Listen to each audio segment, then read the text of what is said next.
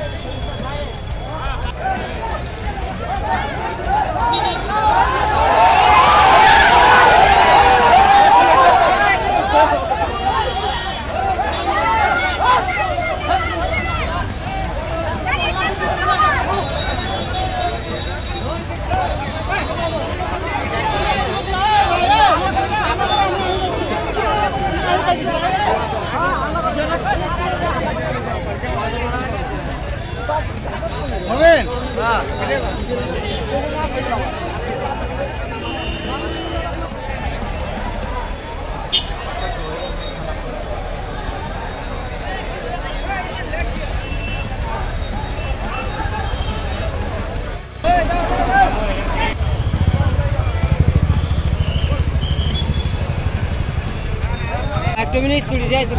Back now.